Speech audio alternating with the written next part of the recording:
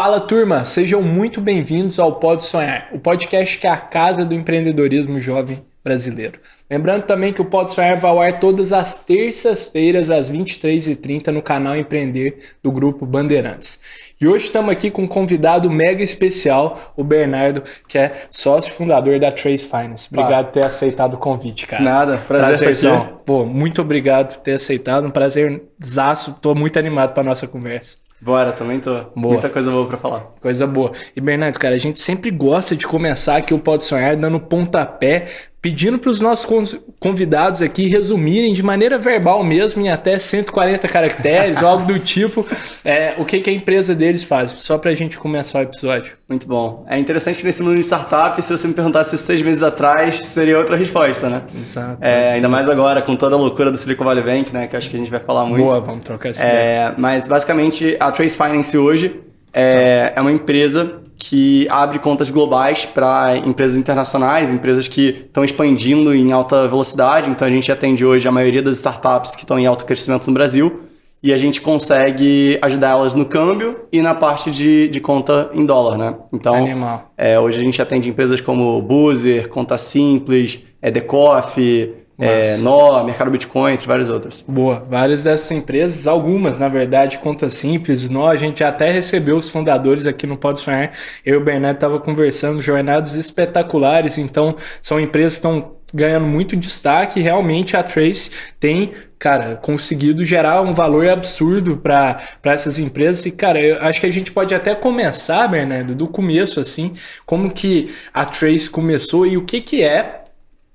Para quem não está familiarizado com o mundo das startups, como funciona?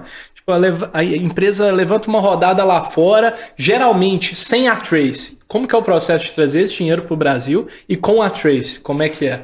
Boa. Vamos começar do começo, como você disse, né? É chato. Então, eu acho que você tem várias formas de iniciar uma empresa, né? Hoje em dia, né, principalmente com o mercado de venture capital no Brasil, né, o mercado de fundos de investimento, bem mais aquecido em comparação com 10 anos atrás. Claro que você teve ali 2021, que estava um boom enorme, mas mesmo em 2023 a gente está anos, né, literalmente, à frente de 2010, 2012, 2014. Então, realmente quem investia em startups naquela época era um verdadeiro desbravador, né? Aí você teve aquela lógica Shark Tank do cara pegar 30% da empresa por 30 mil reais, 40 mil reais, assim mais. E era realmente terra de ninguém. Mas hoje você consegue criar uma startup, né, bootstraps, né, que seria basicamente você pegar dinheiro do próprio bolso, que você juntou ali com o trabalho, que você... Reservas pessoais. Exato. Ou às vezes você faz um family and friends ali e junta um dinheiro para você começar o business, né? No melhor dos casos, o business é tão bom que ele já é lucrativo de cara, você não precisa nem pegar mais dinheiro e já vai rodando ali com o que você começou, com o que você pegou ali com os amigos, né? Uhum. Na maioria dos casos, você eventualmente tem que levantar venture capital. E muitas das empresas nos últimos 3, 4 anos já começavam levantando dinheiro de rodada, né? Então você tinha uma ideia muito boa, você tinha saído do Nubank, tinha saído da Acredita, você tinha saído de uma empresa que é muito respeitada, né, no cenário de tecnologia do Brasil e do mundo. E os fundos estavam dispostos a apostar que você, com a sua capacidade de execução, com o histórico que você tem de começar produtos, né, dentro dessas empresas, de ter toda essa... de ser uma esponja dentro desse ecossistema que você estava vivendo ali, e que te dando dinheiro, você tendo uma ideia muito boa ou com um timing muito bom, você conseguiria executar aquilo, independente da empresa já estar rodando e ele tem um risco menor, né? Porque a partir do momento que você está investindo numa ideia, no PowerPoint, tem muita mais variável do que uma empresa lá já operacional, né? Inclusive, quem você vai contratar, por exemplo. Porque às vezes o founding team é bom, mas ele não é bom em contratar. Então você tem 2, 3 pessoas muito boas, mas as próximas 30 não são tão boas assim, né? Tá. Então, primeiro eu diria que você tem vários formatos, né, para você começar essa empresa. No nosso caso, a gente começou, eu e Rafael Luz e o Leone Parisi, né, que entrou assim, coisas de semanas depois, mas foi muito difícil convencer ele, vou entrar nisso depois. Boa. Mas a gente foi bootstrapped, então o que a gente fez? A gente já tinha um dinheiro guardado, falou, olha, legal, a gente vai rodar Tem essa solução, vocês já tinham enxergado, Exato. já tinha ideia. A gente já tinha dor, até para uma empresa que eu era sócio com o Rafa, a gente movimentou muito dinheiro para... a gente representava uma mesa de criptoativos, né, no Brasil, então a gente não tocava nos criptoativos, mas a gente fazia basicamente o câmbio, né? Entendi. E vendo, né, toda a dificuldade de fazer esse câmbio no Brasil, principalmente não só por uma empresa de cripto em 2019, mas por você estar fazendo um alto volume. Então, na época, a gente conseguiu fazer muitas operações, né? Tá. Mesmo normalmente Banco do Brasil, Itaú e assim vai. Olha só. Fechando conta, né, de empresas de cripto como o mercado Bitcoin, Foxbit e assim vai. Mas como a gente tinha montado uma estrutura muito fechadinha e com um parceiro que era regulado lá fora, e a partir do momento que ele mandava o dinheiro para nossa conta, o cliente já recebia o Bitcoin e nem passava pela gente, né? A gente conseguiu operar em vários bancos, mas ao mesmo tempo não tinha um que tinha uma API, né? Não tinha um que tinha realmente uma funcionalidade tecnológica, né? O câmbio no Brasil, ele é bem limitado, né? Quando você compara com o fluxo lá de fora. De outros países. O Banco Central tá sendo bem inovador em vários aspectos, mas mesmo assim a gente ainda tá bem atrás de outros países, né? Entendi, cara. Muito bacana. E aí você enxergou essa oportunidade, foi montar a Trace e não precisou, estavam crescendo bootstrapped. Isso. E na empresa que eu tinha com o Rafael, a gente fazia tudo na mão. Eu viajei para praticamente uns 14, 15 países aí ao longo de um ano. Ia para muitas conferências de criptomoedas, né? Conheci todo mundo, desde CZ da Binance até pessoal do Coinbase. Pessoal assim de todas as empresas que você vê aí. Conheceu geral do setor. Exato, que são assim figuras, né, do setor. E... basicamente, estava na Ásia a maior parte do tempo, Rafael aqui no Brasil, então estava lá no Japão, Coreia do Sul, Singapura, etc. E eu falo para o Rafael, se tiver alguma coisa de errado, né, se tiver alguma dúvida na operação, se precisar de ajuda, me liga, eu tô deixando o celular aqui para tocar e vou dormir. Não tinha uma noite que ele não me ligava Toda e noite, que a gente não tinha que ficar batendo planilha até o final. E assim, literalmente virando noites adentro, no meu caso, né? No caso dele, ficando até bem tarde também, fazendo toda a conciliação. E uma coisa que eu falei com o Rafael desde o início legal, a gente tinha uma empresa onde a gente conseguia com 3 pessoas ali, com um alto esforço, fazer dar certo, mas no caso da Trace, a gente precisava de tecnologia, né? A gente precisava de um CTO, de um co-founder, que eu acho que é um dos maiores desafios que você tem, sendo um founder não técnico, é achar um fundador técnico para te ajudar a realmente, tirar do zero. Concretizar o produto, né? Exato. Porque se você tem uma ideia muito legal, uma operação muito legal, é uma coisa. Mas para você escalar de verdade, para você conseguir fazer aquilo ali, se transformar de uma empresa que está tendo uma operação ali de 10, 20, 30 clientes para uma operação que está tendo 3 mil, 5 mil, 10 mil clientes, você precisa de tecnologia, precisa de API, precisa de infraestrutura e assim vai. E eu conheci o Leone, né? Leone Paris, o nosso CTO e co-founder, num evento em Berlim. Animal. Foi a primeira vez que eu... Mas ele é brasileiro. Ele é brasileiro. Foi a primeira vez que eu encontrei um brasileiro trabalhando internacionalmente em cripto, né? Legal. E eu lembro que eu passei por ele, eu ouvi alguém falando em português, falei... calma, brasileiro? Tipo, aqui? Como assim? No evento da Binance, né? Aí, o Leone, ele foi da Trust Wallets, né? Ele foi segundo funcionário da Trust Wallets, que quando ele entrou tinha uns 100 mil usuários, quando ele saiu tinha 15 milhões de usuários mensais ativos, né? Depois foi vendido para Binance, enfim. Aí ele virou da Binance de developer. E foi muito difícil convencer ele a se juntar à Trace, porque, putz, ele já estava lá, trabalhando numa das maiores empresas de referência, né, do mercado. A gente estava com uma ideia de, olha, sai da Binance, que você está ganhando muito bem, para vir por equity, né? Sem salário na época, sem nada, só né, pela ideia. E a gente ficou nessa durante uns 2, 3 meses, tentando convencer ele a se juntar à Trace, e ele sempre mandando opções, né? Ele mandava outro sítio hoje. Não, esse cara aqui é muito bom, fala com ele. Fala aqui com o Danilo, fala aqui com o Júlio, fala aqui... E, cara, a gente sempre fala, nossa, ele é bom, Mas não é você, tipo, não é o Leone, não é um cara tipo world class, porque uma coisa que a gente sempre tinha um receio era, legal, eu tô trazendo um sócio brasileiro, né, para o nosso business, mas a gente quer alguém de tech que seja, cara, nível global, que o cara realmente não fique para trás, entendeu? Porque eu acho que a pior coisa que hoje você pode fazer, querendo iniciar uma empresa, e ainda mais de escala, é você, por exemplo, depender de uma software house, né? Você pegar e terceirizar aquilo. Muito difícil, né? Para uma startup que tem um produto tech, delegar produto, assim, muito complicado, né? E muito bacana, cara, que realmente vocês buscaram ali complementariedade. Eu acho que tá muito certo em ser criterioso, ainda mais como sócio, né? Pô, isso é muito importante, que é o que você mesmo falou, Bernardo, cara. Os fundos investem no time, na capacidade disso, né? Exato. E a gente pensou muito assim em toda essa questão de expansão de equipe, assim vai, mas durante um bom tempo a gente só quis testar o modelo, ver que estava dando certo, que a gente conseguia fazer volume, assim vai. E no primeiro ano, inclusive, a gente foi lucrativo, né? Animal. Que é raro, em startup. Mas a ideia inicial, inclusive, se você ver pelo nome, Trace Finance, era Trade Finance. Então, muito pegar nessa mão de transações internacionais. Exato, transações internacionais financiando importação e exportação, né? Que o Brasil, né, altamente exportador e importador de commodity. Sim.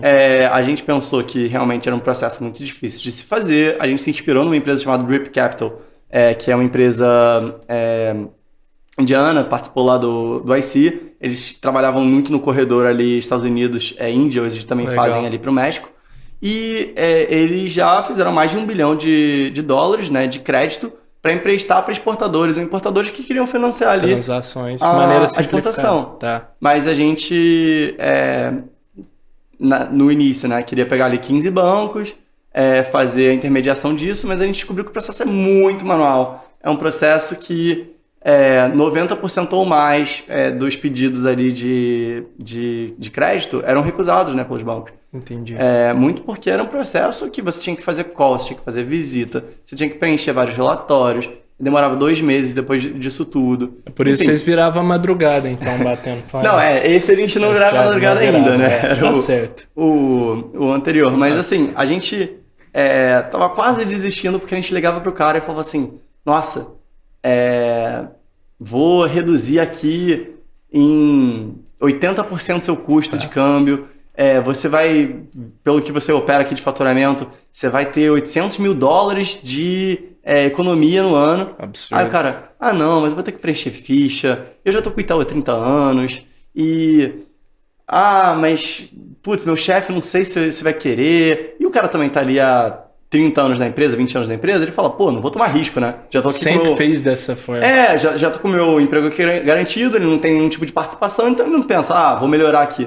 E, além disso tudo, ainda tinha vários bancões, né, tipo Itaú, Santander, Bradesco, que muitas vezes ele tinha um câmbio de graça, porque ele fazia também a operação ali de Trade Finance. Entendi. Mas aí a gente chegou num cliente que você deve conhecer, que é o Decoff, né? Decoff. Que, basicamente, eles queriam importar maquinário da China, mateado do Japão e assim vai. E na época, eles tinham importado tanto no primeiro ano, que eles tinham ultrapassado aquele limite ali, a priori, que eles poderiam importar. E mesmo com uma liminar, nenhum banco queria operar com eles, né? Nessa parte da importação. E a gente ajudou eles nessa época, né? A gente já tinha vários bancos por conta da outra empresa.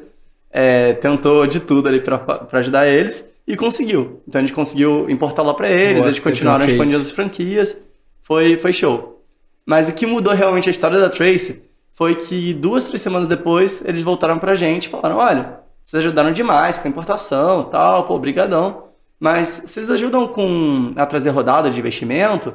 A gente levantou $5 milhões com a Monax e com a Shift Capital e queria trazer pra cá. Vocês fazem isso, ajudam a trazer série A e tal? Aí, como qualquer startup, você fala, claro, vamos fazer, óbvio.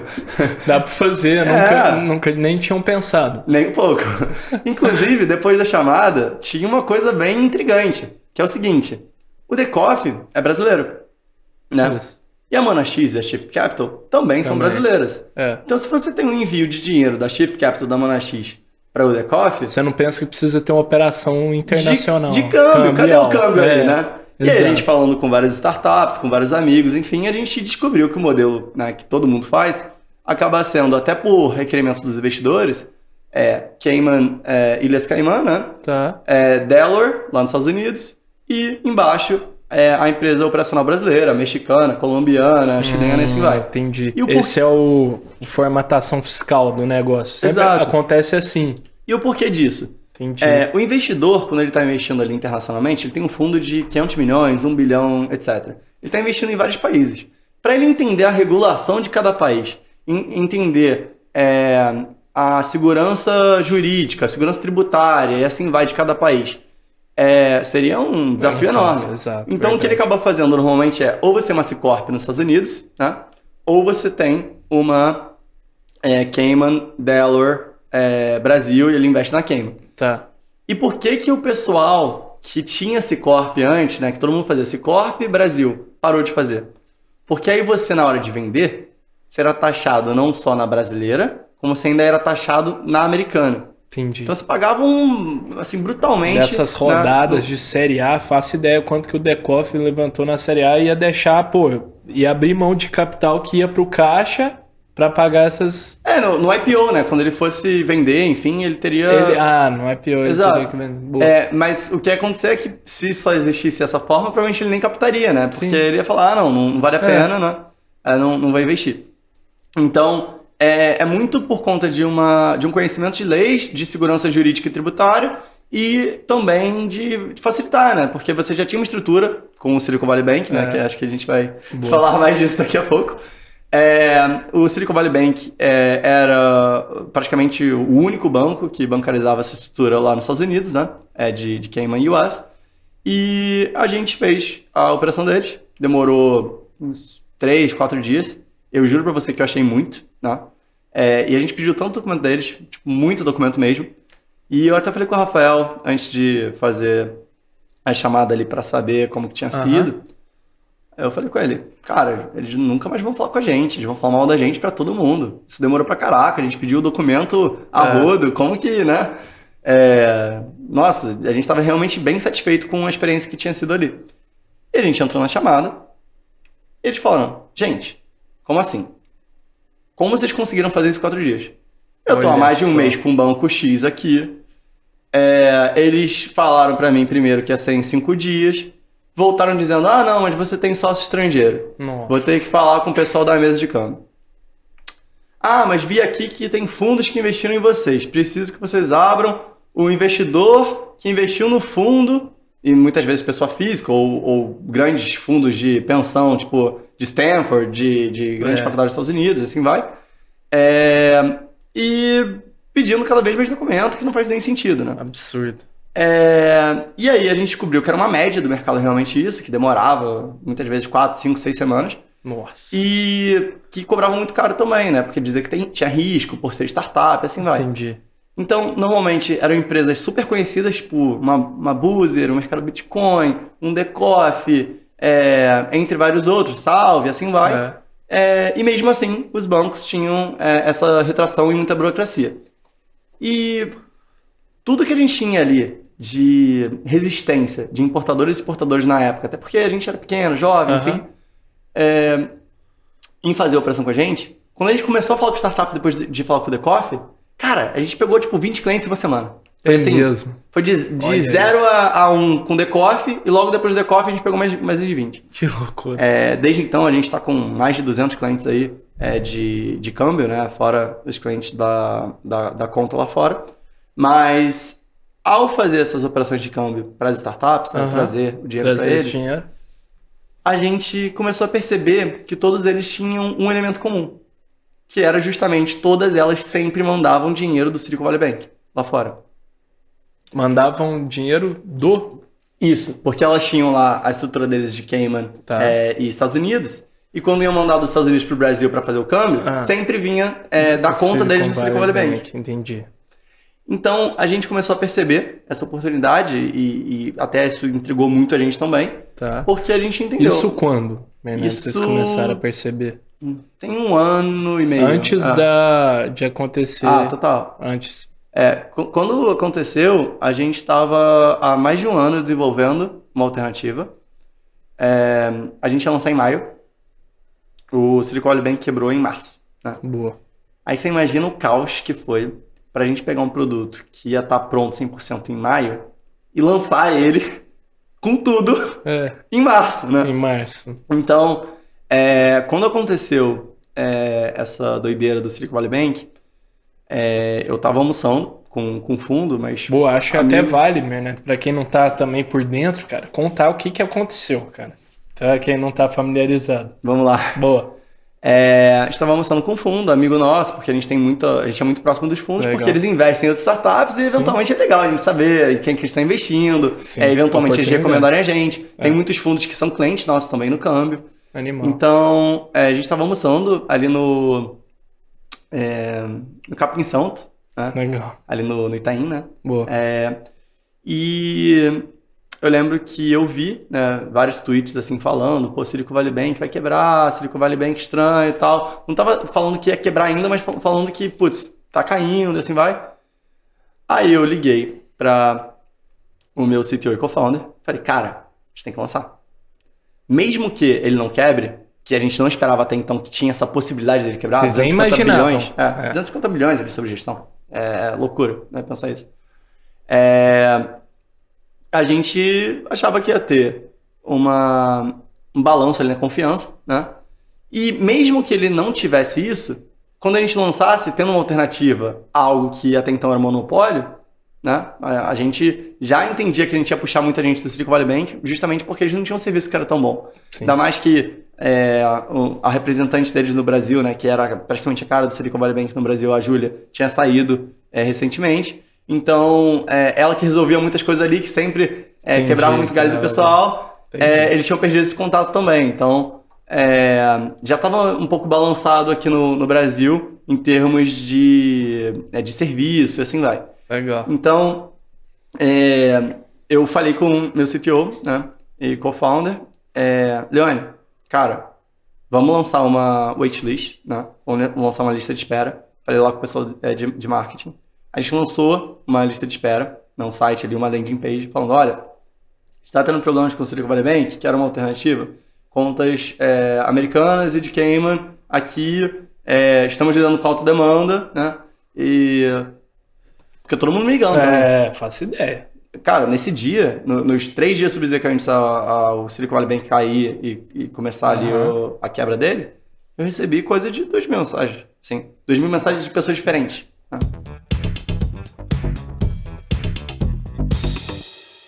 No WhatsApp... 2.000 ali, pessoas chamando pra querer sedentas pra uma solução. E gente que eu nunca imaginei. Fundo que levantou, assim, centenas de milhões, me falando, cara, eu preciso de conta. Loucura, cara. Porque todos os outros bancos, normalmente demora 2 semanas, 3 semanas, 4 semanas pra abrir, e abria só pra um pessoal seleto. E ninguém queria deixar o dinheiro lá. Tipo assim, não tinha como, né? Como é que Nesse dia tinha gente ligando pra gente, olha, eu não sou cadastrado com você em câmbio, eu quero mandar para o seu canal bancário enquanto eu faço cadastro e depois a gente resolve. Só quero tirar o dinheiro. Caramba, desesperado. Então, assim, literalmente o cara não queria nem esperar a conta dele abrir. Ele queria mandar para uma conta nossa e depois a gente mandava para ele. Boa. Então, negócio assim, doido, né? Inimaginável. E aí eu falei com ele, cara, a gente vai ter que lançar. Ele falou, cara, não dá, que isso, a gente... ainda tem vários testes para fazer, porque a ideia era, legal, vamos lançar o produto. Fala pro pessoal, só bota $100 aqui, manda dinheiro daqui para cá, beleza, testa, vamos testar as funcionalidades, vai me falando o que você acha, e assim vai. Mas, literalmente, tava uma situação onde a gente tava com todo mundo pedindo, cara, quero mandar 1 milhão para ir, quero mandar 3 milhões para ir, assim vai. E... a gente correu ali o fim de semana, né, para lançar, depois de mais de 400 Fizeram empresas. os 2 meses que estava planejado em um fim de semana, em 2 dias. Todo mundo na minha casa, né? A gente não costuma ir muito pro escritório, né? Mas foi todo mundo pra minha casa. A gente ficou lá até 3, 4 horas da manhã no sábado, 3, 4 horas da manhã no domingo. E, cara, fez o que era minimamente viável pra gente ter uma conta ali operacional, onde eu consigo receber dinheiro, né? Onde eu consigo, na quarta, né, ter o acesso à conta. Porque até então eu só conseguia receber o dinheiro. Ô, louco.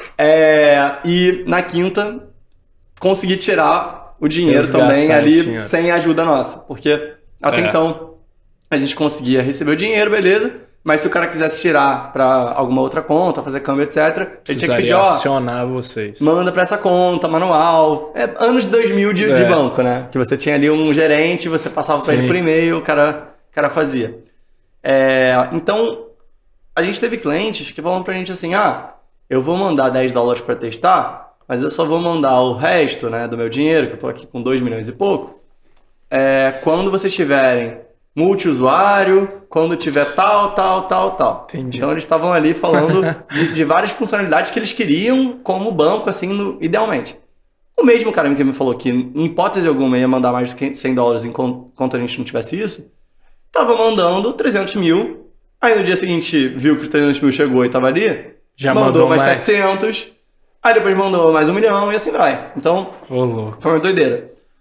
A gente acabou enfrentando eu diria, o que muitos outros bancos enfrentaram nos Estados Unidos, que foi a questão de fight to safety, né? Que seria, basicamente, você ter uma demanda por você ter o banco mais sólido possível, né? Ali por trás.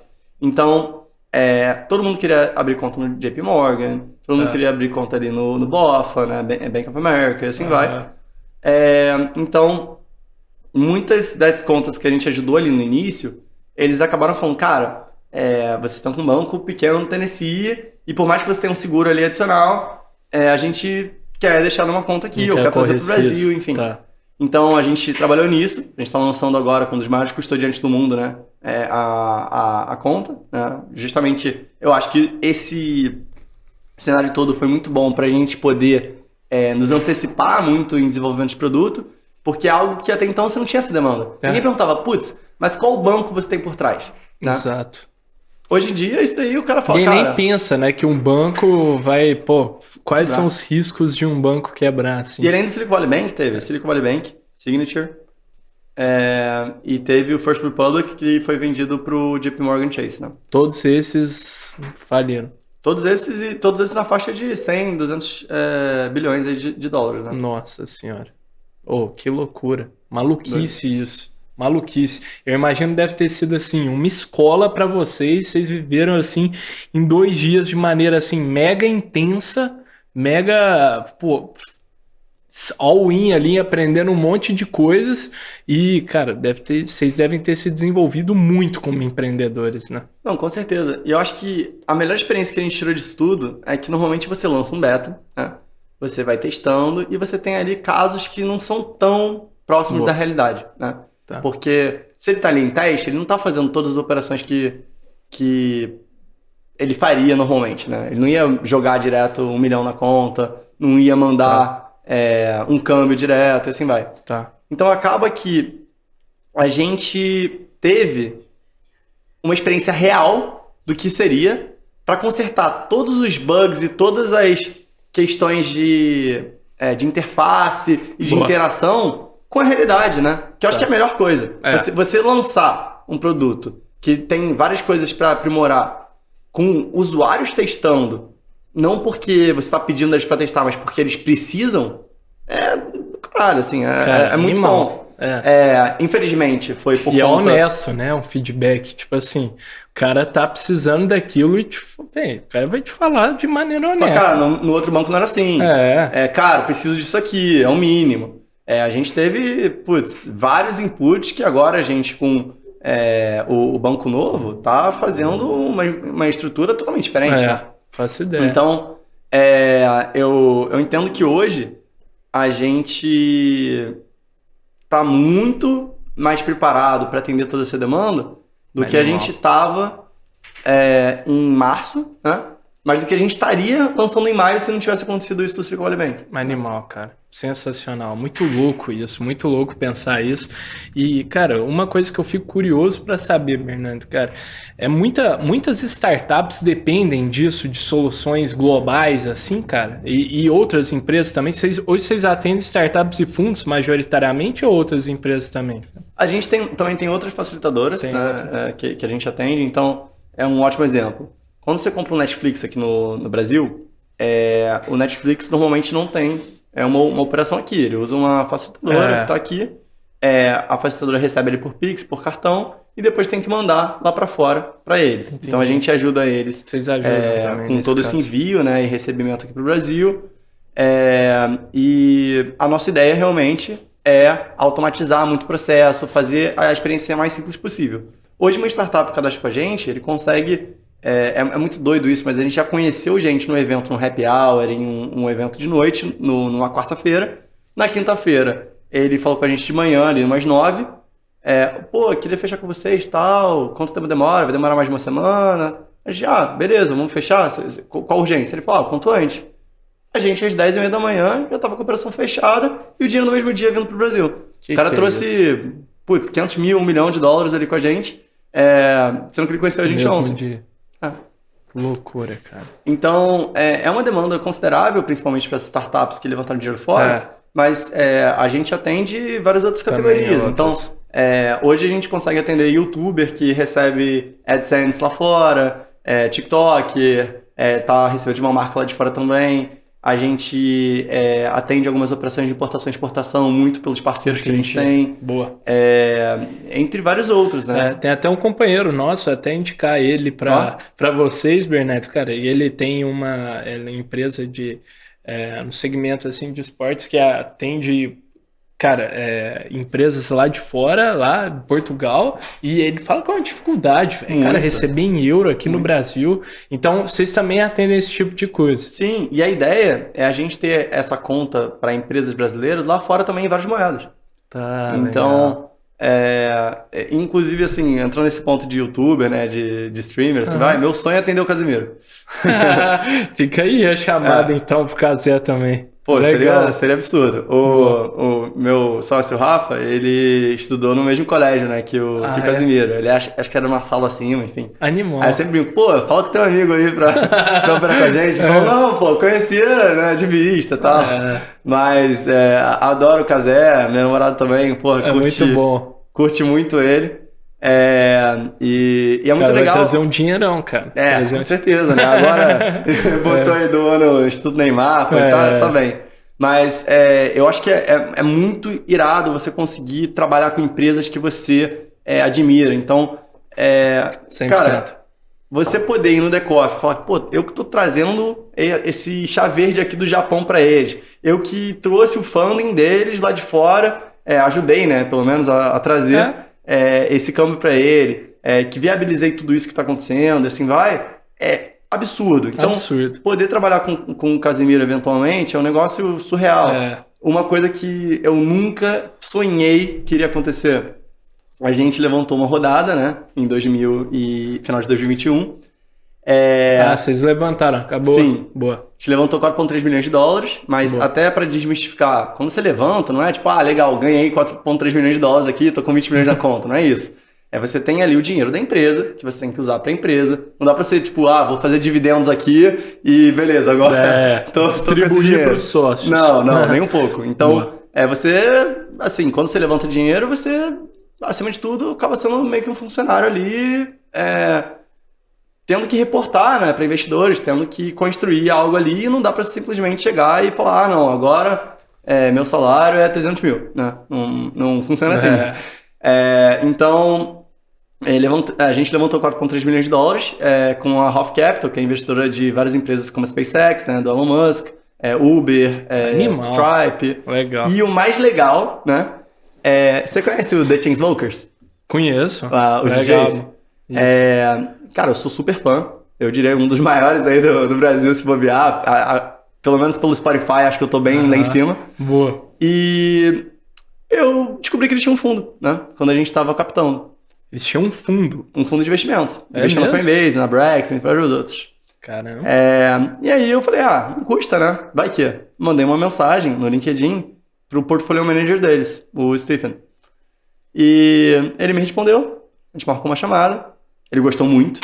Adorou. Mas a gente foi fechando a rodada. Quando a gente fechou a rodada, tinha muita demanda. Então tinham vários fundos que queriam botar bem mais e acabaram ficando só com $100 mil de alocação.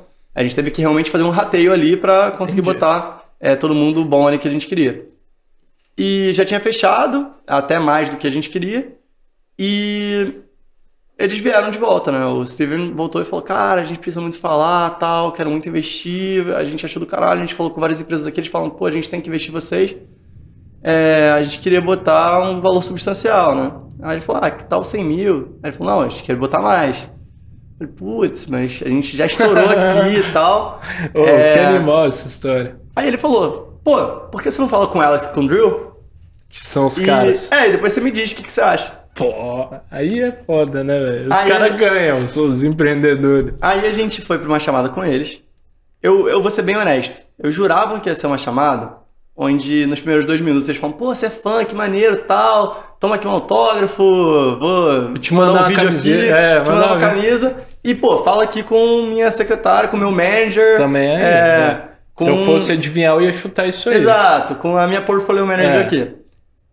Cara, eles ficaram 2 horas com a gente, o Alex e o Drew, falando em quem eles tinham investido, o que eles viam de interessante no nosso modelo, o que eles viam de sinergia com o que eles tinham investido, o que eles enxergavam daqui pra frente de ideia. E literalmente eles, da cabeça deles, falando com a gente sobre investimento, sobre startup, sobre tecnologia. E, cara, num nível muito alto. Num nível de realmente. Você não imaginaria que os caras são DJs trabalhando com música e estão falando ali sobre tecnologia num nível realmente de qualquer partner de fundo bom, sabe? Animal, cara. E. Aí vocês abriram espaço. Olha, eu falei para os meus sócios, gente. Eu não vou deixar a física prevalecer a PJ. Eu sou muito fã. SMI acabou. E beleza. E tá tranquilo. Mas eu juro pra você que a gente tava na chamada com eles. E eles falando. E eles falam, cara, imagina. Você vai poder chegar pra um cara muito bom. Um desenvolvedor incrível que você quer contratar. Ele tá na dúvida. Aí você fala. Ô Juliana, você conhece Chainsmokers e tal? Fala, conheço tal. Minha namorada adora, eu adoro, enfim. Aí o cara chega e manda um vídeo. Hey Juliano, I heard your girlfriend Gabriela loves us, né? Cara, ganhou o cara, né? Acabou ali ele já vem. Então, e o mais doido é que o The Chainsmokers, eles cantam Closer, Don't Let Me Down, Something Just Like This com Coldplay, Paris, entre várias outras músicas que, cara, estão tocando até hoje. Todo dia no rádio você escuta. Todo dia, então, eles foram, cara, número 1 do Spotify várias vezes. Ficaram no hiato, né? Então deram uma sumida aí por uns 1 ano e meio, 2 anos. Mas agora voltaram com tudo, estão com um álbum novo. Eles me mandam música que não lançou ainda. Mesmo, cara. Que muito massa, cara. E eu fui em uns 10 shows deles já, sei lá. Chegou uma hora que eles até falando pra mim, acho que é melhor você parar de vir em show e trabalhar e tal. Que os caras têm que cobrar também, né? Resultado. Que loucura essa história. Muito massa. Muito massa. E esse movimento, agora que você falou, é interessante. Tem alguns atletas lá nos Estados Unidos que também tem, eu não sei se fundos assim, Serena Williams, né? O Stephen Curry também, eu acho que tem, cara. É sócio de startups super bacanas também. Total. Teve até o Deadpool, né? O ator que faz o Deadpool, que fez um exit absurdo agora. Tá super bem. Patrocinou agora uma equipe de Fórmula 1. Você tem vários deals, né? Acho que do Federer, se não me engano. É verdade. Tem algum tênis também. Com marca de tênis. Então ele recusou ali um deal, se não me engano, com a Nike, que ia ser um deal milionário ao longo de vários anos. Pegou ali 10, 15% de uma startup, cara, porrou mais do que o deal que ele ia ter com a empresa grande. O então, Messi também se deu bem agora, não tem startup no meio, mas, cara, pegou uns deals ali absurdos também que se deu bem, né? Nessas ofertas, cara. Que isso. Exato. Não, e eu acho que tem muito potencial aí pro influenciador, né? É muito, cara. É absurdo.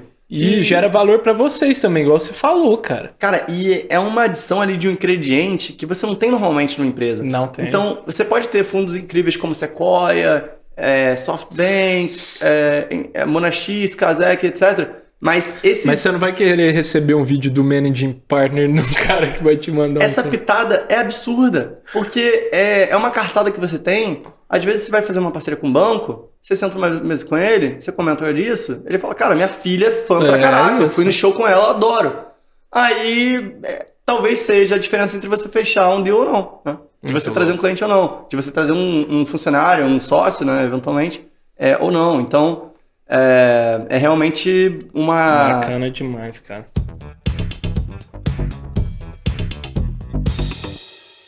E é um negócio assim que parece distante, né? E você foi ali por uma mensagem do LinkedIn na cara de pau, por que não?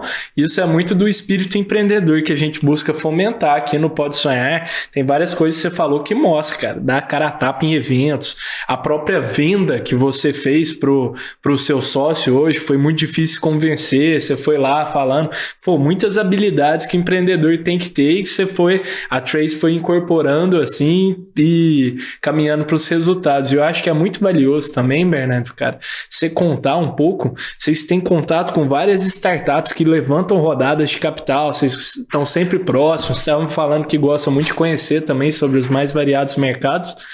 E, cara, o que vocês aprenderam sobre levantar capital, sobre levantar recursos nesse tempo?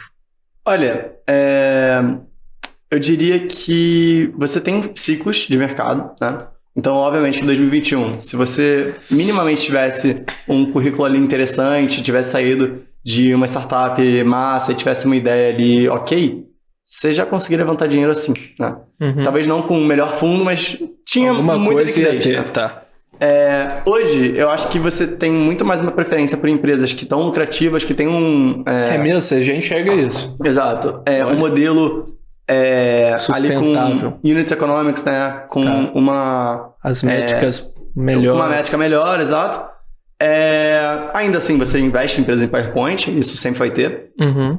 Você investir em empresas que não estão operacionais ainda, né? Ainda estão no papel.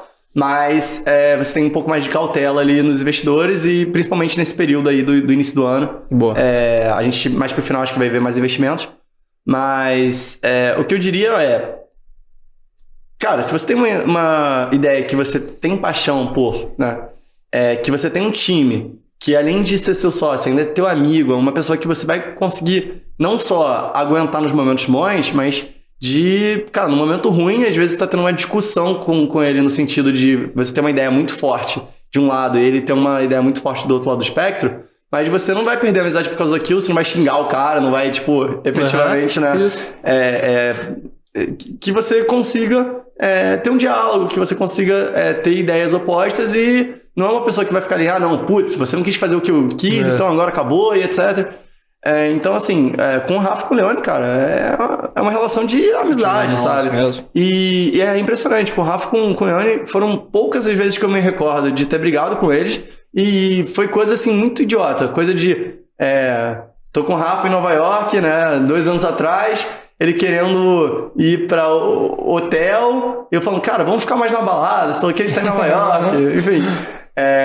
E isso daí antes da Trace, inclusive. Mas, assim, coisa muito boba, sim, assim, pequena, sabe? E eu acho que é isso. Eu acho que você tem que ter um relacionamento muito leve com os seus co-founders, com a sua equipe, justamente porque tem muita coisa que é difícil e muito estresse envolvido também, né? Tá. Então, se, além de tudo, as pessoas que estão ao seu redor são uma fonte de estresse e uma fonte de negatividade, uma fonte eu diria, atrito ali negativo, putz, aí ferrou, né? Porque você vai ter um cliente que vai ficar chateado e você vai ter que consertar aquilo. E ainda mais no caso da Trace, né? A gente fala, putz, eu quero que ele tenha a melhor experiência possível. Eu fico sentido realmente quando isso não acontece.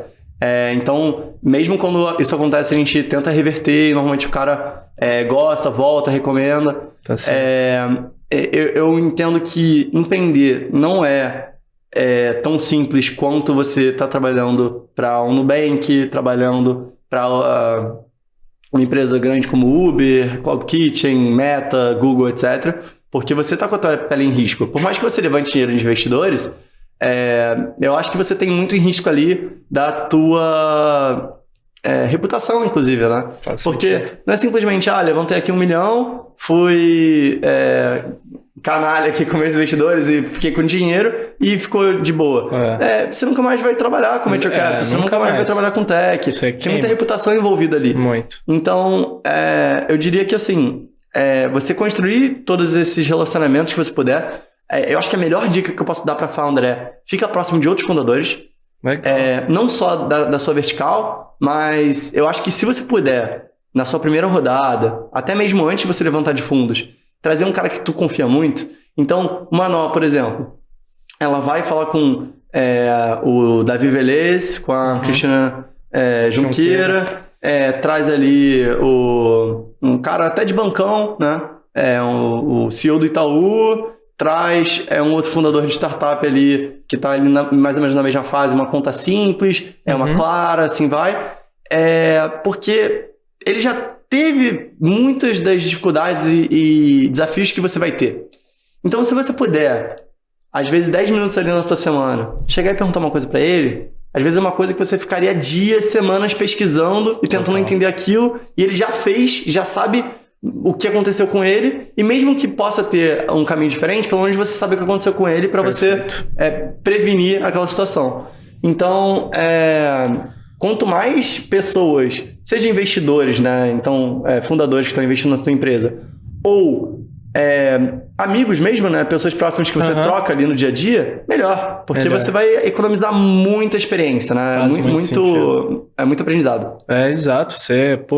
Isso é uma constante aqui até, Bernardo, de todos os convidados Pode Sonhar, que pode parecer até um clichê do empreendedorismo, mas traz um valor absurdo, né, cara? Isso de aprender com erro dos outros e tal, e trazer experiência junto. Eu acho que grande parte do que vocês também fizeram na Trace tinha uma demanda muito grande para investir em vocês, e com certeza vocês levaram isso em consideração. Quem tem as experiências aqui que a gente vai precisar para crescer de maneira mais acelerada e tal. Muito legal. Boa. Bernardo, cara, o papo tá ótimo, passa voando, nós estamos caminhando já pro finalzinho do episódio, e a gente sempre gosta de perguntar para os nossos convidados aqui do Pode Sonhar, Bernardo, onde você sonha em chegar, pode ser como empreendedor e também com a Trace, no horizonte de tempo que você quiser estabelecer. Então, em 2, 5 ou 10 anos. Boa. Daqui a 5 anos, eu quero que a experiência da Trace, para qualquer empresa que tenha uma presença em vários países, que queira expandir para o Brasil, queira expandir para fora, consiga transferir entre as empresas deles instantaneamente, de forma com que você tenha um Pix internacional, e que eles consigam operar em cada jurisdição da mesma forma que eles estão operando na jurisdição principal. Então, o que acontece muitas vezes você uma Amazon, você está chegando no Brasil. A Amazon é fora de curva, né? Porque os caras são ali uma das 10 maiores empresas de tecnologia, enfim. Mas se você pega um Kauai, tá chegando no Brasil, cara, muitas vezes o cara não consegue nem cartão de crédito. Porque ele tem 1 bilhão de faturamento lá fora. Mas no Brasil ele é uma empresa recém-formada. Não tem nenhum histórico. Então imagina se ele pudesse ter uma conta comigo lá fora, uma conta aqui, e eu não tô considerando para dar crédito para ele o que ele tá fazendo no Brasil.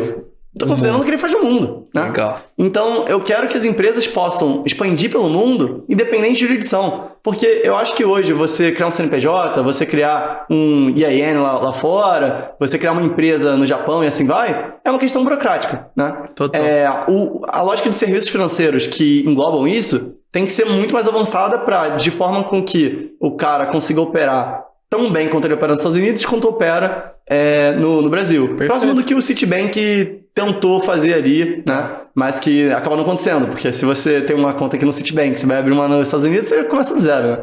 Então, é realmente criar um ecossistema onde você consiga operar em qualquer país, com a mesma experiência que você tem na sua matriz, que você consiga transferir instantaneamente entre países e, eventualmente, você ter uma experiência de câmbio que seja tão simples quanto você mandar um Pix, um TED aqui no Brasil, ainda sendo compliant com todas as regras do Bacen, que isso é muito importante, mas fazendo com uma tecnologia, com APIs, com um compliance envolvido, que faça com que a experiência seja muito fluida, né?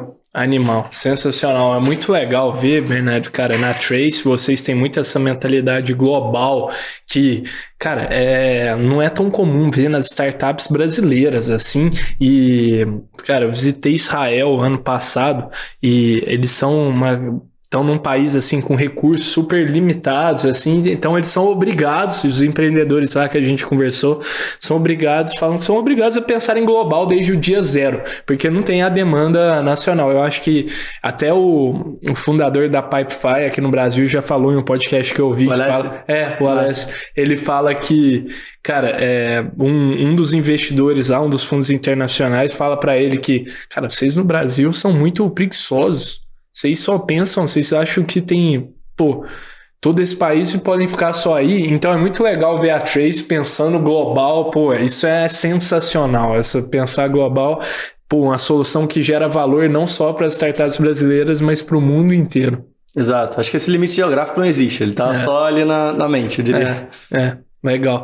Bernardo, cara, muito obrigado por ter aceitado o convite. Prazer enorme. Eu aprendi demais, de verdade. Tenho certeza que a turma também. Obrigado. Boa. Prazerzão estar aqui.